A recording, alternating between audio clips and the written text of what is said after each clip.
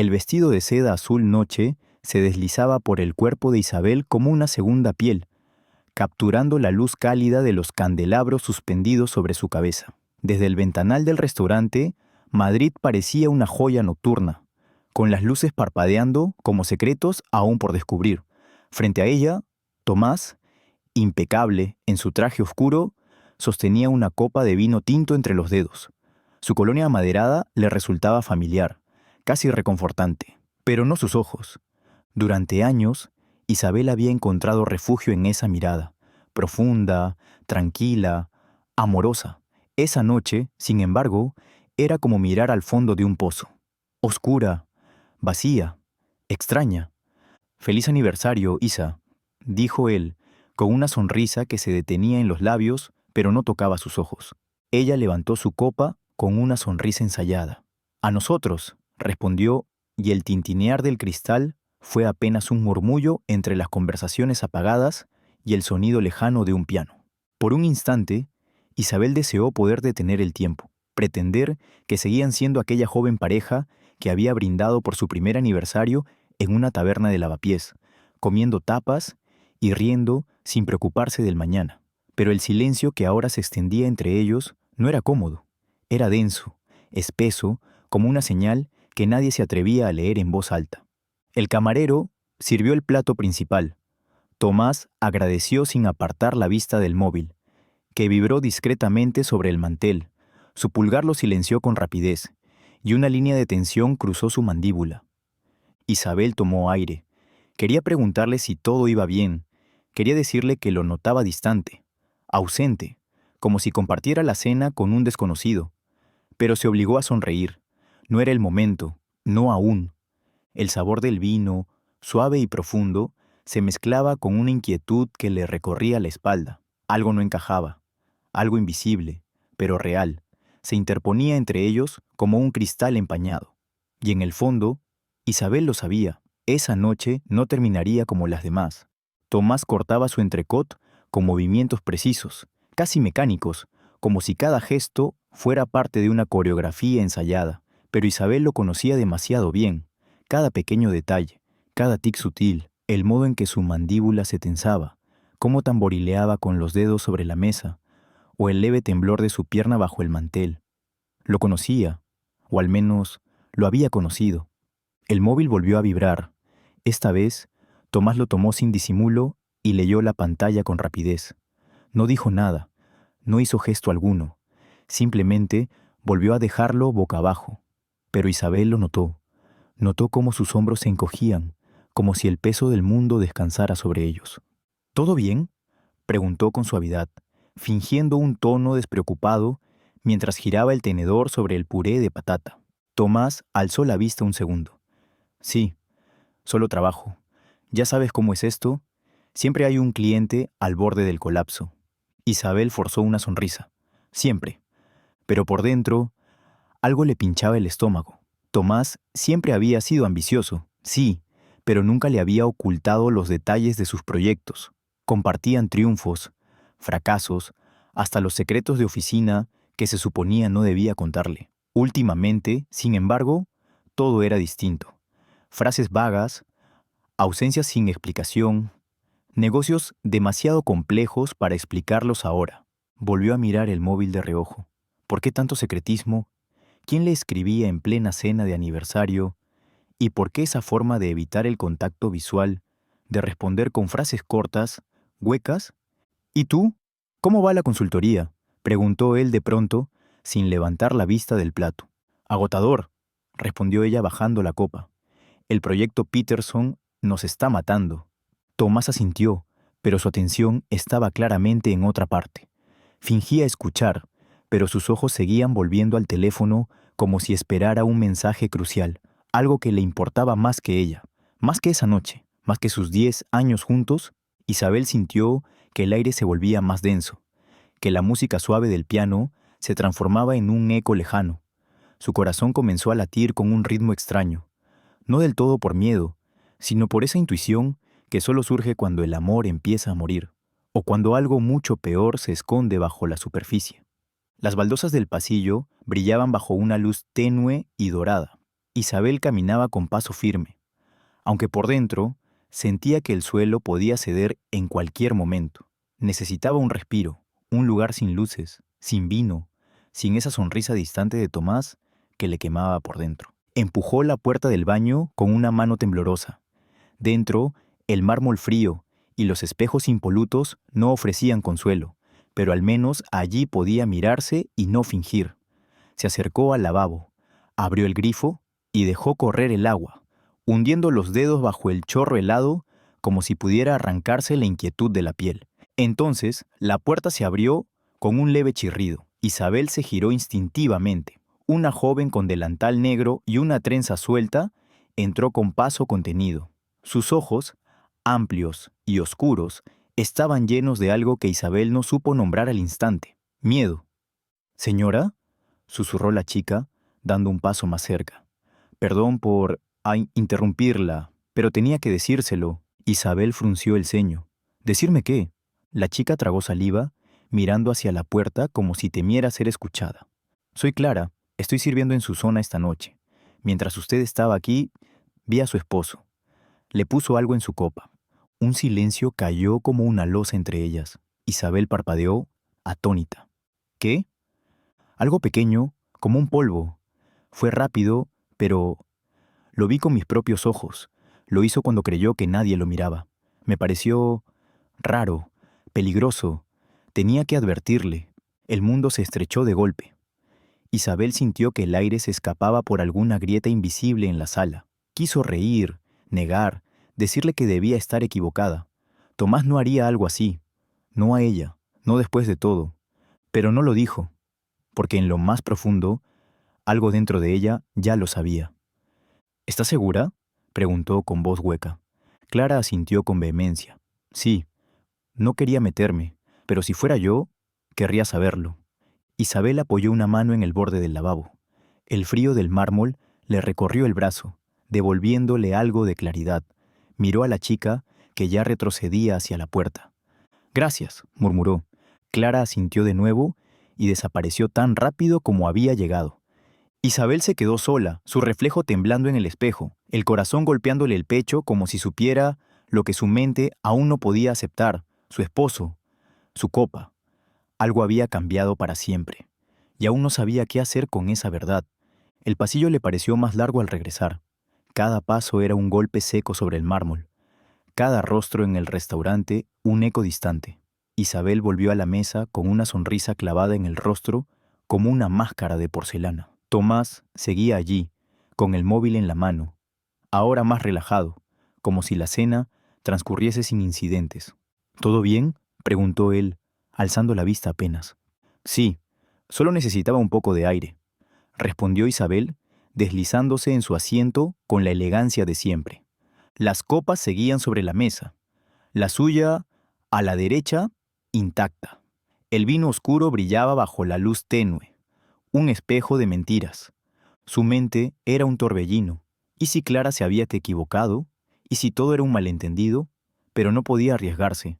Algo en la mirada de aquella chica, en su temblor contenido, le había hablado con más claridad que cualquier evidencia. «Este vino es demasiado bueno para desperdiciarlo», dijo Isabel con naturalidad, estirando una mano hacia su copa. Y entonces lo hizo, como parte de un movimiento casual, como si se estirara para alisar el mantel.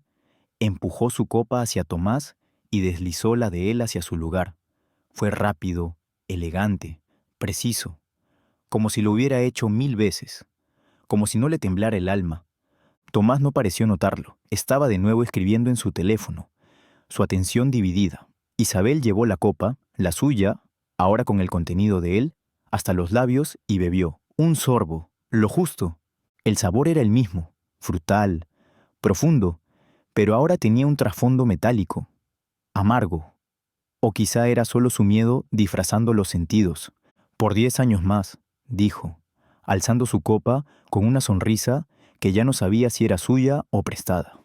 Tomás alzó la suya. «10 más», repitió, bebiendo profundamente, sin sospechar nada. Isabel lo observó, cada movimiento, el modo en que dejaba la copa, cómo se secaba los labios con la servilleta. Buscaba señales, respuestas, verdad, En su interior, la adrenalina rugía como un animal despierto. El juego había comenzado, solo que esta vez ella no sería la pieza débil. Durante unos minutos, todo pareció detenerse. Tomás continuó comiendo, bebiendo, hablando con un tono ensayado, como si nada hubiera cambiado. Pero Isabel lo observaba con una atención quirúrgica. Cada tic, cada movimiento, cada silencio. Su respiración, su parpadeo. Ella no hablaba, solo escuchaba, midiendo el tiempo como un metrónomo interno. Primero fue una tos, seca, breve. Tomás se aclaró la garganta con rapidez y volvió a beber agua. Luego vino una pausa. Dejó caer los cubiertos, se frotó los ojos. Sus dedos se tensaron, crispados sobre el mantel. ¿Estás bien?, preguntó Isabel, su voz firme, casi inquisitiva. Tomás asintió, pero su rostro ya mostraba otra historia. Un brillo de sudor comenzaba a recorrerle la frente. Su piel, antes cálida, se tornaba ceniza bajo la luz cálida del restaurante. Parpadeó varias veces, y su mirada empezó a perder enfoque, a vagar como si no reconociera su entorno. Solo un poco de cansancio, murmuró, llevando la mano a la sien, como si el dolor le taladrara desde dentro. Su voz sonó pastosa, lejana, como si hablara desde un túnel. Isabel contuvo el aliento. En su pecho, el corazón golpeaba como un tambor de guerra, pero su rostro seguía imperturbable, aferrada a la servilleta como si fuera un ancla. Entonces, su mano tembló. El tenedor cayó al plato con un estruendo mínimo, pero decisivo. Tomás se inclinó hacia adelante, su cuerpo flácido, sin fuerza. Sus ojos, vidriosos, buscaban algo que ya no estaba ahí. Tomás. Isabel se levantó de golpe. Él no respondió. Su copa volcó con un movimiento torpe y el vino se desparramó sobre el mantel blanco, como sangre derramada. Un murmullo recorrió el restaurante. Las cabezas se giraron. Una camarera dejó caer una bandeja. Fue Clara. Sus ojos se encontraron con los de Isabel, y en ese instante todo quedó claro. Ella no se había equivocado. «¡Llamen a una ambulancia!», gritó Isabel, arrodillándose junto a su marido. Tomás murmuraba algo incoherente, la saliva escapándole por la comisura de los labios. Isabel le sostuvo la cabeza, sintiendo cómo el calor se esfumaba de su piel. Las sirenas, en algún lugar del exterior, comenzaron a sonar. Isabel cerró los ojos por un segundo, no por miedo, por rabia, por traición, por el vértigo de saber que había estado a segundos de morir y que ahora él pagaría el precio. El restaurante, hasta entonces un templo de murmullos elegantes y risas discretas, estalló en confusión. Sillas arrastradas, platos cayendo, voces superpuestas que preguntaban, señalaban, gritaban. El jazz de fondo seguía sonando, ajeno, como si se negara a aceptar la tragedia. Tomás yacía desplomado sobre la mesa, su rostro perlado de sudor, la boca entreabierta, balbuceando sonidos que no formaban palabras. Isabel lo sostenía por los hombros, su vestido manchado de vino, su alma atravesada por el miedo y la furia. «Está perdiendo el conocimiento», gritó, su voz afilada y temblorosa a la vez.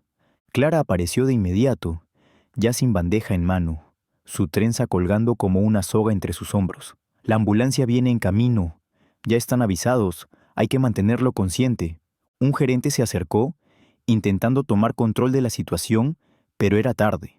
Los móviles ya estaban grabando. Las mesas cercanas se habían vaciado. Clientes de trajes caros se amontonaban cerca, boquiabiertos, susurrando teorías que aún no alcanzaban la verdad. Isabel miró a Clara, solo por un segundo, y en ese segundo, entre el caos y la humillación, supo que le debía la vida. «¿Qué le diste?», susurró, más para sí que para Tomás. Él no respondió. Su cuerpo temblaba, espasmos breves, como sacudidas internas. Su piel había tomado un tono grisáceo y sus labios se volvían pálidos. Isabel sintió un nudo en la garganta. ¿Qué habría pasado si no hubiera cambiado las copas?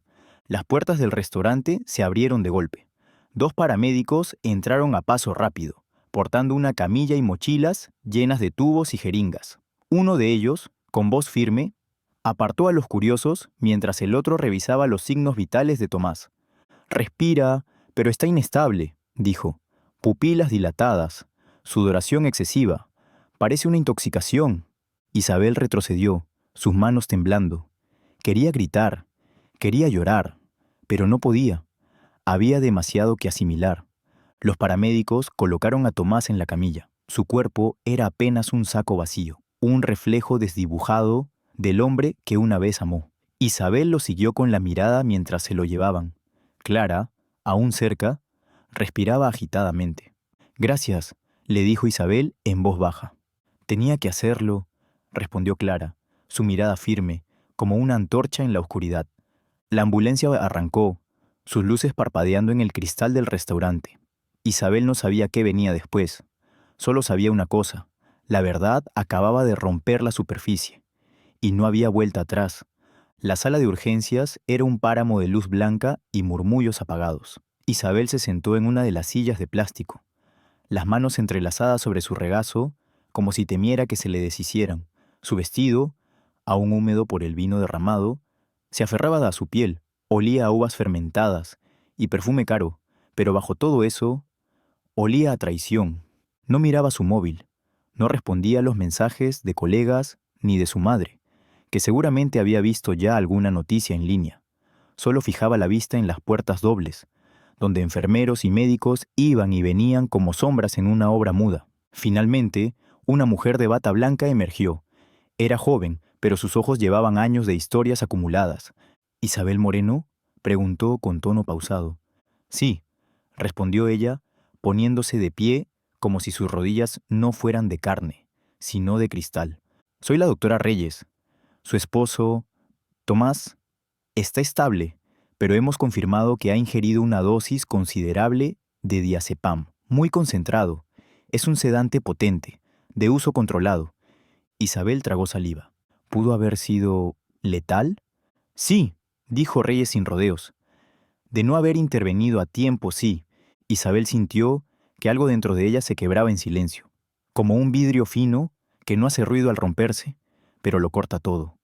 «¿Cómo llegó a su sistema?», preguntó la doctora, su mirada estudiándola con atención. «¿Lo sabía?». Isabel vaciló. Entonces lo dijo, casi en susurro. «Clara, la camarera, me dijo que lo vio poner algo en mi copa. No la creí, pero, por si acaso, cambié las copas». La doctora Reyes asintió con lentitud. «Eso explica mucho. Hemos avisado a la policía. Tendrán que tomarle declaración. Esto no es un accidente. Es un intento deliberado». Isabel sintió que el suelo volvía a moverse. Ya no era solo la traición, era un crimen. Asintió, lentamente, como si necesitara dar tiempo a sus propios pensamientos para alcanzarla. «Estoy lista», dijo, aunque sabía que no lo estaba. Nadie lo está cuando descubre que la persona que amas ha intentado envenenarte. A través del ventanal, la noche se estiraba, indolente, pero dentro de Isabel algo se había encendido. No rabia, no aún, solo una certeza. La verdad había salido a la luz, y ahora iba a quemarlo todo. En una pequeña sala del hospital, alejada del bullicio de urgencias, Isabel se sentó frente a una mesa metálica, las luces demasiado frías para la hora que era. A su lado, un agente de policía rellenaba formularios mientras otro revisaba una tableta con expresión grave. «Señora Moreno», dijo uno de ellos, el inspector del Valle, «hemos hablado con la camarera, Clara Ruiz. Ha confirmado su versión con total coherencia. Y ya tenemos las grabaciones del restaurante». Isabel sostuvo el aire. No quería verlo, no quería confirmarlo. Pero necesitaba saber. El inspector giró la pantalla hacia ella. El video empezó. Tomás, solo en la mesa, observa a su alrededor. Luego saca algo del bolsillo interno de su chaqueta, un pequeño sobre. Lo vierte con cuidado en la copa de la derecha. Su copa. Sus movimientos son precisos, casi ensayados. Isabel no parpadeó, no lloró, pero algo dentro de ella murió. Esto es real», susurró. «Lo es», respondió el agente, «y es prueba de tentativa de homicidio. Clara ha ofrecido testificar, su advertencia fue clave». Isabel asintió, se sentía vacía, como si su cuerpo fuera solo una envoltura, sosteniendo lo poco que quedaba de su antiguo mundo. «Quiero dar mi declaración», dijo. Durante más de una hora, relató todo. La cena, los silencios, el intercambio de copas, la advertencia de Clara, el colapso. Su voz tembló solo una vez, al recordar la mirada de Tomás mientras bebía el vino que él mismo había envenenado. ¿Cree que lo planeó con antelación?, preguntó el inspector. Isabel bajó la mirada. Tomás estaba desesperado. Su negocio últimamente no hablaba de él, pero tenía deudas, problemas. Lo sentía. Yo lo sentía, solo que no quería verlo. El agente asintió, cerrando su libreta. Haremos el resto. Esto no va a quedar impune, señora Moreno. Cuando se quedó sola en la sala, Isabel apoyó la cabeza sobre sus manos. Su respiración era irregular, como si cada inhalación fuera un esfuerzo. Amaba a ese hombre. Le había entregado 10 años de su vida, y él, a cambio, había puesto un veneno en su copa. Ahora ya no había espacio para el amor, solo para la verdad y la justicia. La mañana siguiente amaneció con titulares fríos y despiadados. Empresario colapsa en restaurante de lujo. Sospechas de envenenamiento. Los medios apenas empezaban a captar la magnitud de lo sucedido. Isabel, en cambio, ya vivía en su epicentro. En el despacho de su abogada, Ana Beltrán, las paredes estaban forradas de diplomas y carpetas, pero aquella mañana el aire estaba cargado de algo más denso. Revelación. Ana hojeaba una carpeta con ceño fruncido, mientras Isabel permanecía sentada, inmóvil, como una estatua recién despertada del mármol. «Lo sabía», murmuró la abogada. «Aquí están, informes bancarios, deudas acumuladas, transferencias a cuentas opacas». Tomás estaba completamente arruinado. Isabel no respondió, solo miraba un punto fijo de la mesa. «¿Y esto?», continuó Ana, levantando un documento. «Es peor. Es una solicitud preliminar de tutela legal sobre ti. Iba a presentarla con informes médicos falsos. Alegaba que estabas perdiendo facultades mentales. Demencia precoz. Según él, tenía hasta una firma de un supuesto psiquiatra. El mundo se desmoronó otra vez bajo los pies de Isabel. ¿Iba a declararme incapaz?», dijo, la voz apenas un hilo. «Sí, con eso podía hacerse con el control de tus empresas, tus cuentas, todo. Y lo más probable es que el intento de envenenamiento fuese su plan B, cuando tú comenzaste a sospechar, o cuando vio que no podría controlarte». Isabel apretó los puños. Ya no temblaba. Lo peor no era el veneno. Lo peor era la traición meticulosa, fría, calculada. Había compartido cama con un hombre que diseñaba su ruina desde las sombras. Había dormido junto al lobo. «¿Y ahora? Lo denunciaremos todo», respondió Ana con firmeza. «Presentaremos las pruebas al juzgado y apoyaremos la investigación penal, intento de homicidio, fraude documental, tentativa de apropiación indebida. No saldrá de esta». Isabel se incorporó lentamente. Su cuerpo dolía, pero no por golpes, por el peso de lo vivido, pero en sus ojos ya no había neblina, había fuego. «Quiero el divorcio», dijo, «hoy mismo, y quiero un orden de alejamiento, que no vuelva a acercarse a mí, nunca». Ana asintió, cerrando la carpeta con un golpe seco. «Lo tendrá». Y en ese instante, Isabel comprendió que no era solo una víctima, era una superviviente, y había comenzado su guerra. El sonido de los grilletes al cerrarse alrededor de las muñecas de Tomás fue seco, final. Incluso bajo las sábanas del hospital, con la piel pálida y los labios resecos, seguía tratando de mantener la mirada alta. Pero ya no tenía fuerza, ni poder, ni excusas. 2 agentes lo escoltaron fuera de la habitación, entre flashes de cámaras y murmullos de periodistas agolpados en el pasillo. La imagen no tardaría en aparecer en todos los medios. Empresario acusado de intento de asesinato a su esposa. La caída pública de un hombre que hasta hacía días era símbolo de éxito. Desde una sala contigua, Isabel lo observó pasar tras el cristal. No se escondió, no desvió la mirada. Cuando él giró la cabeza y sus ojos se cruzaron por un segundo, ella no parpadeó.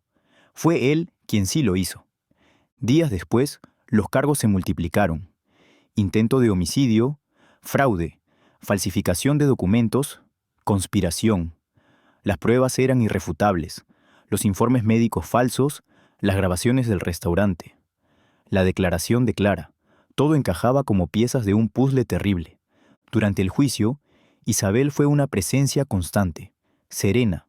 Se sentó en primera fila, con la espalda recta y el corazón blindado.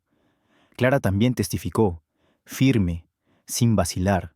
Su voz fue un puñal de claridad en medio del lodazal de mentiras. Cuando la jueza dictó sentencia, el silencio fue un estruendo. Tomás Varela, condenado a 15 años de prisión sin posibilidad de libertad condicional. No hubo lágrimas, solo un suspiro, de alivio, de fin. Semanas después, Isabel dejó su apartamento en el centro, vendió la empresa, rompió los contratos, apagó los teléfonos. Se trasladó a un pequeño pueblo costero en el norte de España. Compró una casa sencilla, con ventanas grandes y un jardín salvaje. Allí empezó a pintar, a caminar descalza, a dormir sin miedo. Nunca olvidó a Clara. Un día, sin previo aviso, apareció en la cafetería donde ella trabajaba. Llevaba flores en una mano y una carta escrita a mano en la otra. Clara la vio y sonrió como si supiera que ese momento llegaría.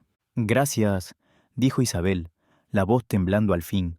«No sé por qué me ayudaste, pero me salvaste la vida. Nunca lo voy a olvidar». Clara solo respondió con una frase. A veces lo correcto es simplemente lo correcto.